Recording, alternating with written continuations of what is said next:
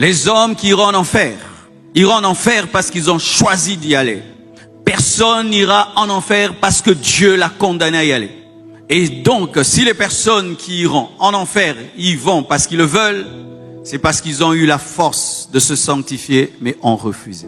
Il n'y a personne qui peut argumenter devant Dieu et se donner raison de vivre dans le péché. Le païen, Jésus est la solution. Le chrétien, tu as Jésus et tu as le Saint-Esprit. Quiconque ici présente des arguments du genre « Dieu ne me change pas, c'est pourquoi je suis comme je suis ». Tu es un menteur.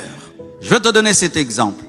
Tu es un ivrogne, tu bois. Et on te dit arrête avec l'alcool. Oh, j'arrive pas, j'ai pas la force, Dieu ne m'aide pas, je ne fais que prier pour ça, je ne change pas. La même personne, tu lui dis, si tu prends ce verre, tu meurs, elle va arrêter. D'où est venue la force? La force était là, mais il n'y avait pas la motivation.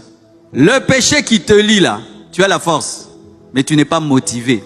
Les mêmes personnes qui sont dans l'impudicité, ah, j'arrive pas à abandonner cet homme, dis-lui, si tu couches avec lui le même jour, que tu sois protégé ou pas, tu auras le sida.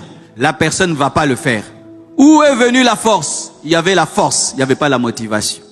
Enlevez tous vos arguments de péché.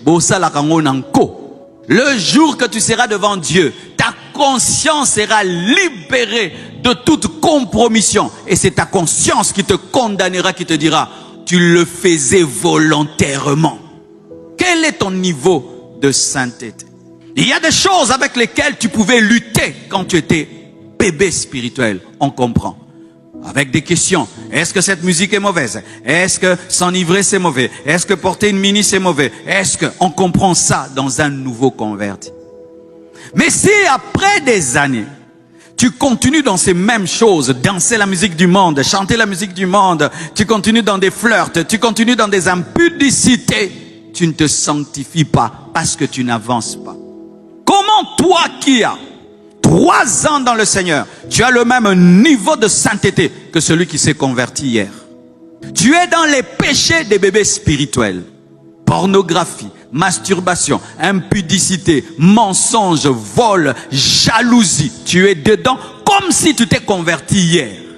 C'est comme si quelqu'un qui devait être aux humanités, qui est toujours à la maternelle en train d'apprendre les couleurs et 1 + 1 = 2. Il y a des choses avant tu faisais, Dieu ne te frappait pas, tu étais un bébé. Maintenant tu fais, il te frappe parce que tu n'as plus l'âge de tel péché. Oui. Si tu as grandi dans les choses de Dieu, on va le remarquer dans une chose, tu ne supportes plus la saleté.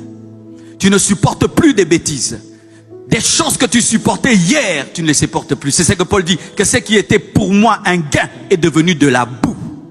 Croissez-vous, grandissez-vous dans votre sainteté et dans votre pureté.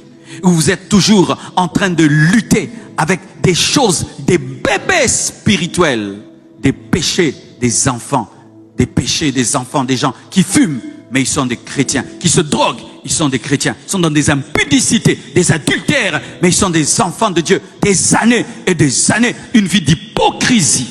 Les bébés spirituels peuvent être des hypocrites, pas nous, parce que nous savons que Dieu voit tout, partout, et on ne se cache nulle part.